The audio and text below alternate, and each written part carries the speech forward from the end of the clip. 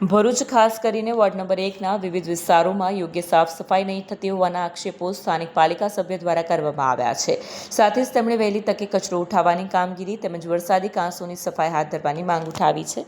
સ્થાનિક પાલિકા સભ્ય ઝુબેર પટેલે આક્ષેપ કરતા જણાવ્યું કે ડોર ટુ ડોર કચરો એકત્રિત કરવાના ટેમ્પાઓ પણ અનિયમિત રીતે આવતા હોવાથી રહેવાસીઓને ભારે મુશ્કેલીઓ પડી રહી છે। અહેમદનગર અને રહેમતનગર વિસ્તાર પાસે આવેલી વરસાદી કાંસોમાં કચરાના ઢગલા જમા થઈ ગયા હોવા છતાં પાલિકા દ્વારા યોગ્ય સફાઈ કામગીરી કરવામાં નથી આવી। વધુમાં જણાવ્યું કે ચોમાસાની ઋતુ નજીક આવી રહી છે ત્યારે જો સમયસર વરસાદી પાણીની કાંસોની સફાઈ નહીં કરવામાં આવે તો પાણી ભરાવાની અને અન્ય ગંભીર પરિસ્થિતિ ઊભી થવાની શક્યતા છે। આવી સ્થિતિમાં કોઈ અનિચ્છનીય ઘટના બનશે તો તેની સંપૂર્ણ જવાબદારી પાલિકાની રહેશે તેવી ચીમકી પણ ઉચ્ચારી હતી। અમુક વ્યક્તિઓ જાહેરમાં કચરો નાખીને જતા રહેતા હોય છે, જેના કારણે સાફ સફાઈ કરાવી હોવા છતાંય કચરાના ઢગલા પુનઃ થઈ જાય છે અને જે સ્થળોએ બાકી છે ત્યાં પણ કરી દેવામાં આવશે। સાથે જ લોકોને કચરો જાહેરમાં ન નાખવા અપીલ કરાઈ છે। વિડીયો જર્નાલિસ્ટ વિરેન્દ્ર પાટીલ સાથે સટિયા ટીવી ન્યૂઝ ભરૂચ।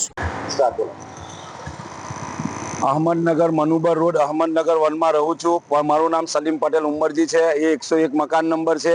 આ કચરાની ગંદકી આજે બી છે, હજુ ઉઠતી નથી। આ કાઉન્સિલર વારંવાર ફોન કરે છે, સીઓ સાહેબને બી ખબર છે આ કે આ અમે ઉઠાવી લઈશું, કોઈ મેસેજ આવતો નથી ને આ લોકો કશું ધ્યાન દેતા નથી। પશ્ચિમ વિસ્તારની અંદર જીવડાની અવરજવર થઈ ગઈ, ગંદકી બહુ ખરાબ થઈ ગઈ, બધા મલેરિયા થઈ જાય, આ થઈ જાય, બીમારી નીકળશે એવો પોઝિશન આજે બી છે। બી લાઈવ આ ફોટા બી છે। આ લોકો સાહેબ આ મીડિયા બી અહીંયા આવેલી છે। અમારી માંગ એ છે કે આ સાફ સફાઈ વ્યવસ્થિત થવું જોઈએ ને આ ગટરોને બધું વ્યવસ્થિત કરવું જોઈએ।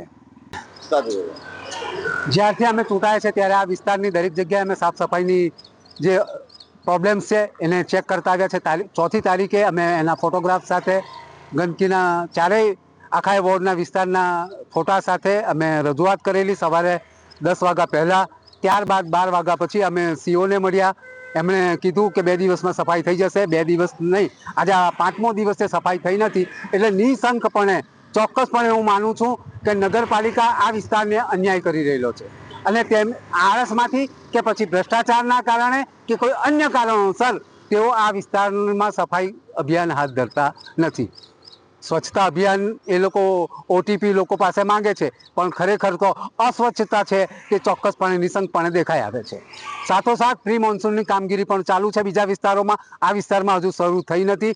નાળા, કાંસ, ગટરો બધું જ ચોકઅપ છે। આ વિસ્તારમાં વરસાદી પાણી ભરાવાના કારણે જો કંઈ પણ જનતાને તકલીફ થશે કે કોઈકને નુકસાન થશે તો એની બધી જવાબદારીઓ, જે કંઈ નુકસાન થશે એની જવાબદારી નગરપાલિકાની અને સત્તાતંત્રની રહેશે અને એના માટે સૌથી પહેલાં કેસ હું એમના વિરુદ્ધ દાખલ કરીશ। એટલે એમણે વહેલી તકે આ વિસ્તારની સાફ સફાઈ, પ્રી મોન્સૂનની કામગીરી બધું જ ચોક્કસપણે કરવાની તકેદારી રાખે, હું એ જ માનું છું।